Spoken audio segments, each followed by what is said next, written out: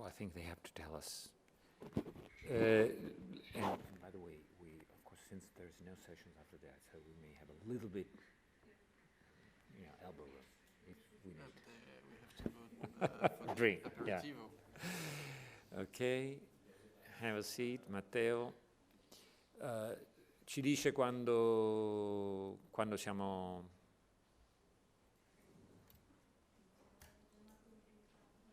Quando siamo pronti e andiamo. Good afternoon, welcome everybody, and welcome to the many people who will be watching the streaming feed from Perugia. This is the panel on offshore journalism. My name is Mario Tedeschini Lalli, and Nicolas Kayser-Bril is here with me. We are a team of two who's involved in a new project, which is called, as you can see on the slide, Offshore Journalism Toolkit, and which is being publicly launched in these very days, and about which you can learn more going online to the address offshorejournalism.com. And Sure. Shall I? Oh, all right. No. Oh, I mean, that's... All right. This thing came about because there is a very, very specific case in Italy that somehow got my outrage.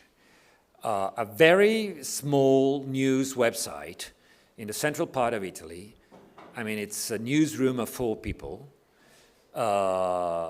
was sued in court to delete 2 stories, 2 very, very local crime stories that were perfectly accurate, actually updated on the same page as events developed, but courts found against them and ordered the content to be deleted, affirming the so-called right to be forgotten, notwithstanding the official opinion of the Data Protection Agency in Italy that was against the removal of the content. All right? The court ignored the opinion, found against the website, ordered the content removed, and after a few years, because legal procedures in Italy tend to last quite long, they ordered the bit to be removed. So they removed the story, and since, in the meanwhile, another crime story was being challenged, they decided to remove the other one as well. I mean, this is a very small outfit. But the plaintiffs were not satisfied, and they asked for damages. And I want to just explain to you very, very rapidly what the story was about. I mean, the second one, which went all the way to the Supreme Court. The story was about a restaurant, the owner of the restaurant having a public brawl with some family members, with the public present, and one of these people took a knife out and stabbed another one.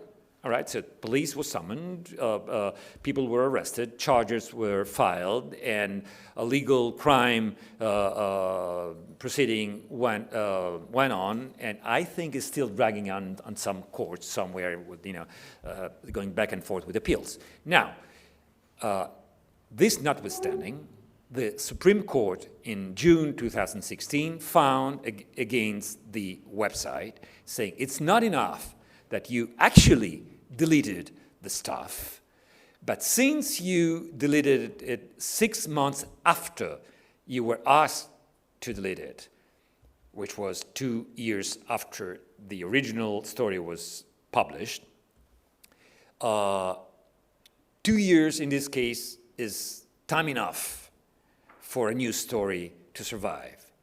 So we award damages for the 6 extra months that the story was published. So the car of the editor and publisher was impounded, and the brave friends of primadanoi.it appealed to European Courts of Human Rights, which just a few days ago accepted to hear the case. So we will hear from them again in the next future. But this is so wild a thing for any journalist anywhere that I wrote a rant, actually, on a post, and Nicolas read it, saying, well, why can't we do just what major companies do to optimize, so to say, minimize, actually, their fiscal contribution to society? Offshore their companies. Why can't we offshore our companies, or part of them, or our service, or whatever we need to do in order to minimize the damage of removals and and maximize freedom of speech? Because when you get to the point where a court decides that news have an expiration date, and Italy is not alone here. I know that there are other jurisdictions in Europe, I think it's Bulgaria, Romania, I'm not sure, that we still have to check that are going along those lines. And I just heard, I forgot to tell you, this lawyer we were talking, I was talking to a few hours ago, who's an American media lawyer, tells me that for the first time in an American legislature, the New York legislature, a senator offered a bill to introduce the right to be forgotten in the U.S. Then it was killed, but it's the very first in the country of the First Amendment. So news have an expiration date. We think, but it can go. Move on, I think. Oh yeah, right. And the point is that it's not just the so-called right to be forgotten. There are a whole number of reasons and legal trappings that make journalism content disappear or have the content removed by order of a court of a superior authority of the state. Okay? And we really believe that in the digital world, we can no longer define the action of publishing, especially of news publishing, as something that has to do only with its influence in the moment when the publish occurs. We do think that publishing across time is a feature of the digital universe, which are entitled to because it gives us a new way of informing the public and being informed. So any limit on the time of our news, it's actually a limit on the freedom of expression and the freedom of what we used to call the press. We know that there may be problems for this. We know that some solutions to these problems have to be found, but we think they should be found within the articles of the freedom of the press and freedom of expression of the International Declaration of Human Rights, of course interpreted in the context of the digital universe. And oh, yes, go ahead. So, is this working? So yeah, as Mario said, based on this first example of Prima Danoi, we realized that there were different ways in which content was disappearing from the servers of European publishers. Another example that we found, for instance, was in France, where the police is free to censor any website they want. A piece of legislation was passed a few years ago that lets the police decide that an article has to be removed. Obviously, it's about terrorism and child porn, but the way in which it is used is much wider than that. And the way it works is as follows. So the police find an article online that they want removed because it's terrorism. So what they have to do by law is contact the owner of the website or the editor of the website and ask for the article to be removed. And if within 24 hours the owner of the website has not taken action, then the police can ask the internet service providers to block access to the website. And what's really interesting is that the police never calls because they don't have the time to find the owner of the website. So what they do is they simply send a list of domains to block to the ISPs who do block that. And in France, there is one case of a news website that was blocked by ISPs after the police asked. And this website, obviously, because it could not access its audience, ceased to publish, and all of its content is gone forever. And so what we researched is this French example, and we looked at Turkey, where cases of censorship are more famous. And what's really interesting is that in Turkey, as in France, the law is exactly the same, and it's misused in exactly the same way. You might think that there would be an oversight body that would verify that the police doesn't do anything, doesn't do bad things. But the way it works, in France at least, we couldn't do this kind of research in Turkey, but in France, the police every year sends the list of articles that were censored to one person who has been cleared to review the list. And this one person can then ask the police to review the decision. But there is just one problem, because this one person is in France, where the websites that have been blocked cannot be accessed.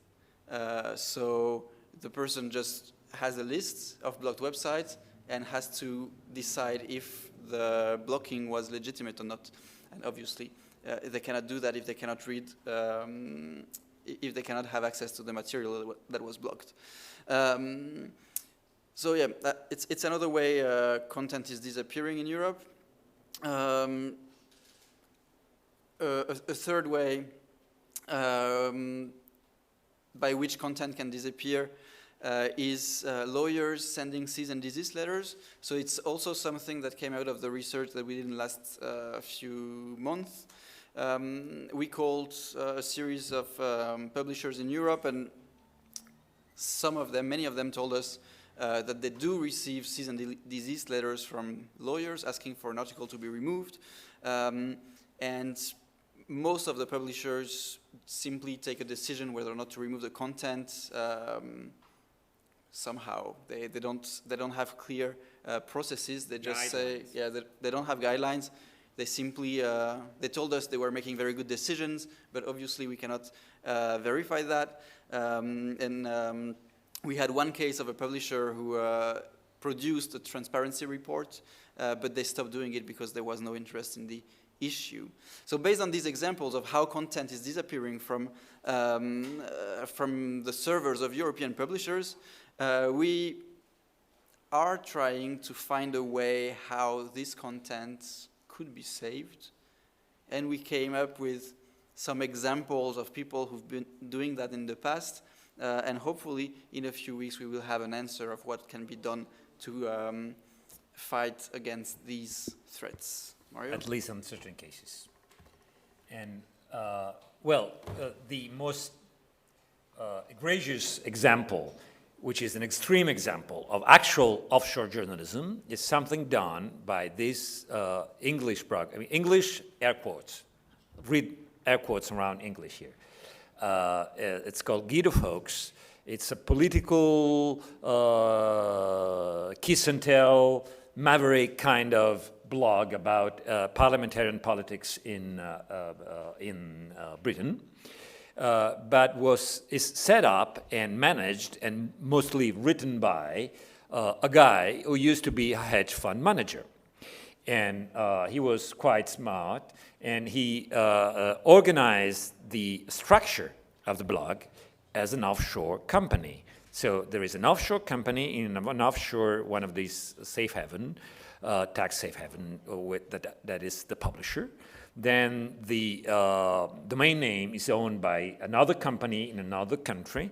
Then the servers are in a third country, plus the man himself is a citizen of a fourth European country from where he either writes or commutes to London, which means that he could, and actually did, defy the injunctions, a few injunctions, which is a very typical English law way by which courts can order content to be either deleted or not published at all, and in some cases on major, let's say, political, economic stories like the Trafigura scandal in 2009, or in more, shall we say, gossipy kind of news like some Elton John's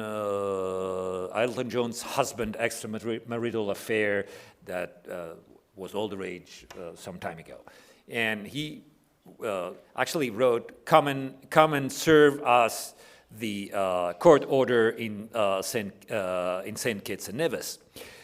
So this is really just an extreme case, but and it was built from the beginning. But we think that we can learn from other kind of extraterritoriality that already happened in the news. First, this is something again from England, an example that dates back way back before the news websites. Photographers were asked by police to give them their films after demonstrations to look out for people who could have committed crimes. And journalists, photographers did not want to help police that way, for a number of reasons that we don't have to explain here. And so the National Union of Journalists organized with the International Federation of Journalists in Brussels to hand over the actual films and ownership of the films to the International Union in Brussels. And so the journalists, the photographers were summoned to court, and they say they're not in our possession anymore. And that worked in that case. And then there's a very small example, it has nothing to do with censorship or anything. I was the editor at the beginning of 2000 years of an Italian language website of CNN. We had a newsroom in Atlanta, a newsroom in Rome, which followed different labor laws. So when the newsroom in Rome went on strike for the labor contract, of course, our very Italian friends in Atlanta did not. All right? So this is a very strange example of extraterritoriality. But very interesting examples are the Guardians. The Guardian got the WikiLeaks documents, and then after that got the Snowden NSA documents. And in order to be on the safe side, the then editor of the Guardian, Alan Rusbridger, pulled into the project the New York Times, and after that he told the story as calling up Bill Keller, then editor of the New York Times, saying, we have the thumb drive, you have the First Amendment, okay? Which was all very true, because at one point the British government asked the Guardian to destroy the hard disk with the NSA Snowden files, and after a while he decided to go with it. So a couple of people from MI5 went to the Guardian's headquarters with big hammers and actually smashed the hard disk in the airtight room where they were kept, while the editor said, well, of course, you know that we have a newsroom in New York, which is doing mostly our reporting, and we have copies there. But so in this case, it worked. But of course, the Guardian is institutionally and from an organizational point of view, a multinational, multi-jurisdiction, very large title. What has Prima da Noi or medium-sized publications have to do with that? And of course, Panama Papers, again, it was a huge collaboration project, international collaboration project, and all the documents were somewhere safe, so that, like in the Italian case, the partner of the project was the magazine L'Espresso, and the financial police went to the press and said, well, give us the documents. And they said, we don't have them. Like, how comes you don't have them? Well, we have access to a server somewhere with a safe server with a password. Give us a password. Of course, they did not give the password, and so that was safe. And, oh, yes, I'm sorry. There's a very recent example, which is hopefully still going on. It was is it? Slightly down. I think it's pronounced Urgüz. It's a website in Turkish and German, published of Turkish news, published out of Berlin with the help of a German website, managed and by two important journalists, especially former editor of a major Turkish newspaper that was in prison and then briefly released, and he went to Germany. So this may look more like, World War II, Radio London broadcasting to occupied France or occupied Italy. But it's more also very much like the kind of reasoning we are doing. Yes. So what we've tried to show so far, and I totally apologize for my being extremely tired. What we've shown so far is that content is disappearing from newsrooms in Europe. There are some examples of things that have been done to protect content, whether it's content before publication, as was the case with the Panama Papers, or content after publication, as this example that Mario was talking about photographers in the 90s. A final way by which content can be preserved would be the Internet archives. In this direction, the Wayback Machine. Yeah, the Wayback Machine, which you probably know. So you have examples of such archives. The problem with these, so the Internet archives, there is a similar project in Portugal, is that they only archive whatever is public. So if it's behind a paywall, it's not going to be archived. And they don't archive everything. They just archive whatever people tell them to archive. So you don't have much. And you have other libraries that collect everything. And that's the case of the Danish library, for instance. But the problem in this case is that because they have everything, some of the contents they might have in their collection can be private data.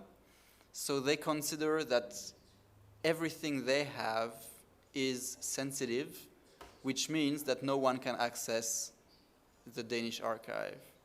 You need to be a professional researcher to access the Danish archive. So it's for our purpose of trying to see what can be done to preserve content from being deleted so that content remain accessible, it's not a solution. So what we tried to do in the last 25 minutes was to show how content was disappearing and how it can be saved.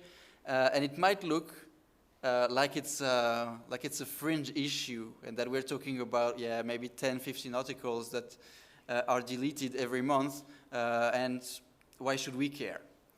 And it's what the publishers that we've contacted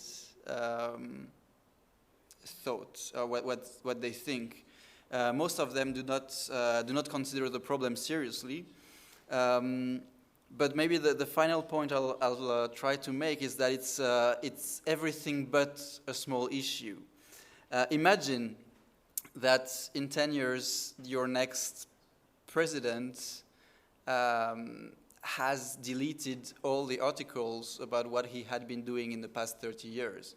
That's something that could definitely happen. What then? I mean, if there is no archive on the next generation of politicians, historians or journalists would have nothing to keep them accountable. And another problem that is massive is that whenever a news website goes down now, it's not archived, so everything is lost. And there are several examples of websites that have entirely disappeared without being archived at all.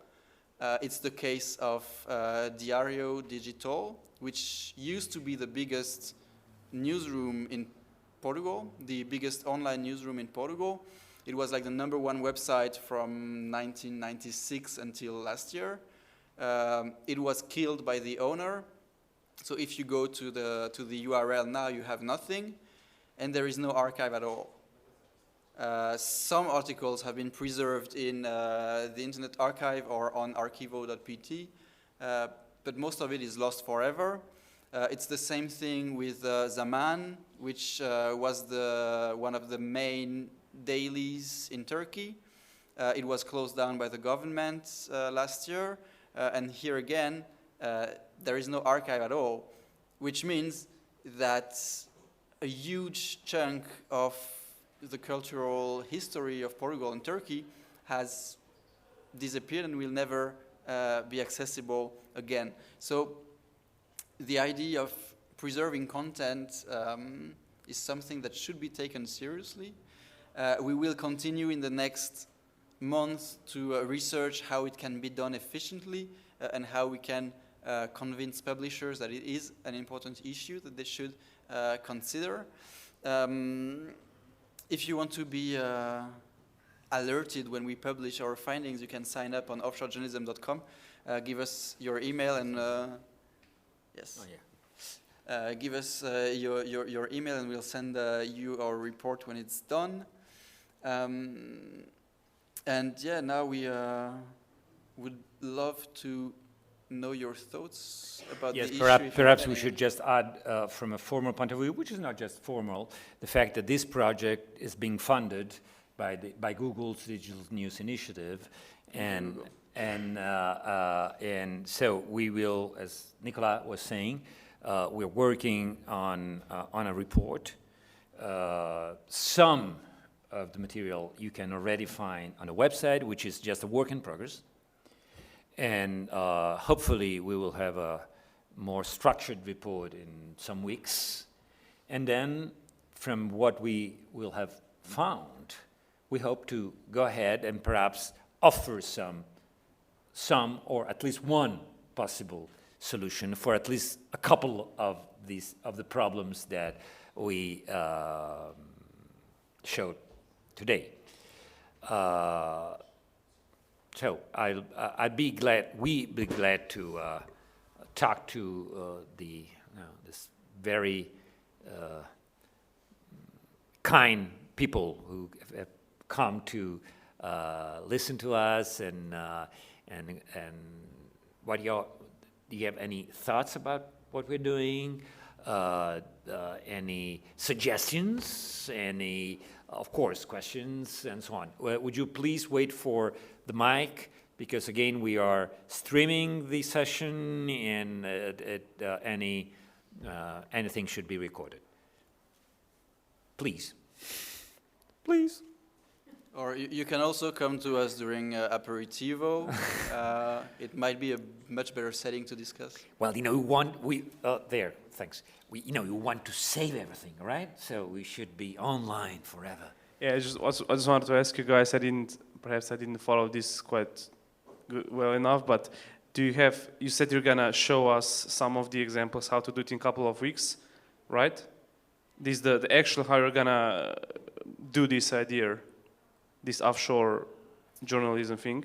You're gonna show that to the public in a couple of weeks, if I understood correctly. In some weeks, not some a couple weeks, of weeks. But could you share with us any like very draft idea or very first idea about how this might look like, so that we have some? Yeah, I mean, we imagined several ways that content could be saved, but the problem that that I personally faced. So to prepare this first report, we interviewed something like 30 publishers or journalists, and what was most interesting is that they don't care at all about the issue.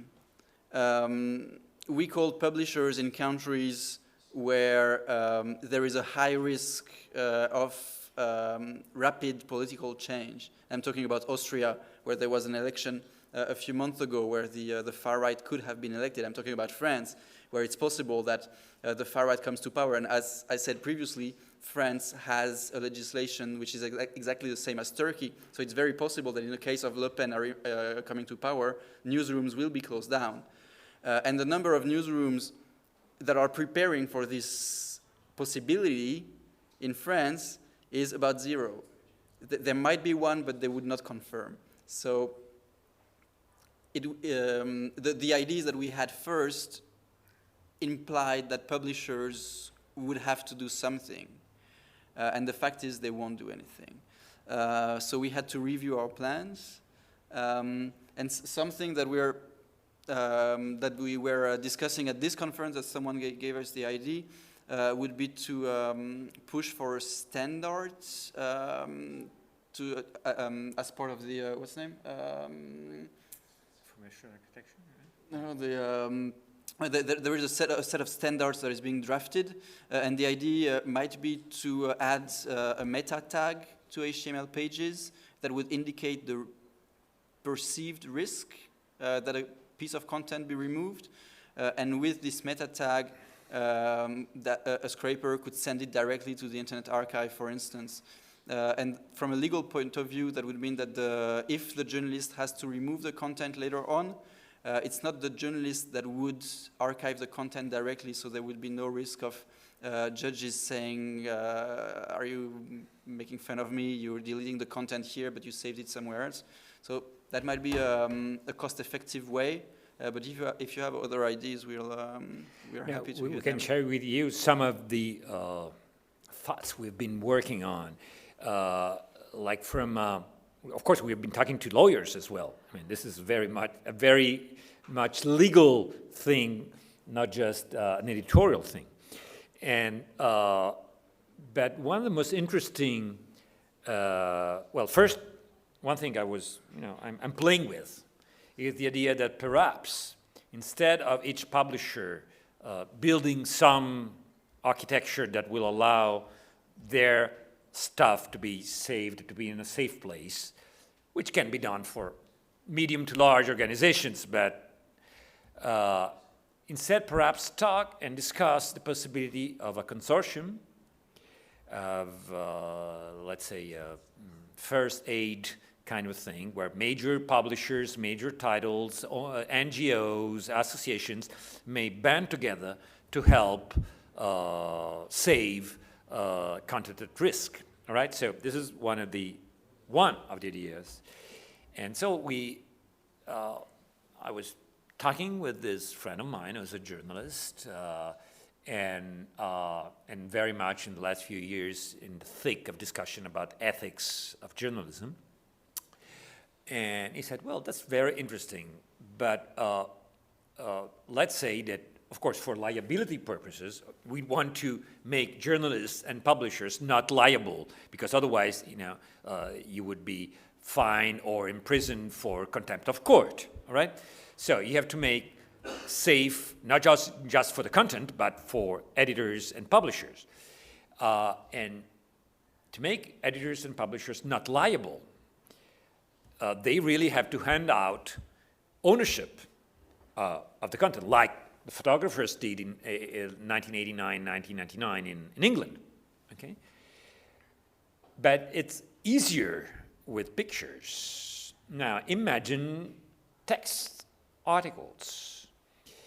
So there is this consortium, there's something, right? And you hand over ownership of your content at risk, your article which risks to be deleted.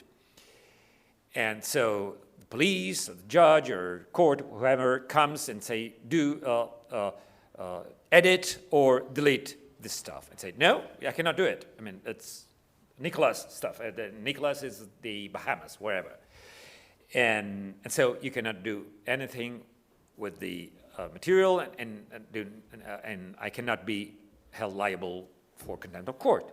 But, you know, we journalists sometimes do make mistakes or write incomplete stories.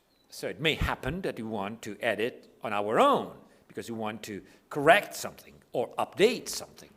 Then if I put my stuff in a place where I cannot reach it anymore, which is the only real line of defense against any possible prosecution, then I won't be able to edit even if I want to edit, which gives you like a catch-22 legal architectural problem. So we're working on this. There is a possible solution to it. But anyway, this is just to show you the kind of reasoning we are looking for. We frankly hope that first the report, and especially whatever we come up with as a possible solution or solutions, may be good enough at least to start a conversation around this issue. Because as Nicolas was saying, you know, there are some publishers who just deny the existence of the problem, of the issue. Others do recognize it, but they don't seem to actually really care much about it. And so it's, if at least we would be able to raise the issue, and even if people would say, no, I mean, are you crazy? How can this work? And then we could say, well, let's see another way how we can work.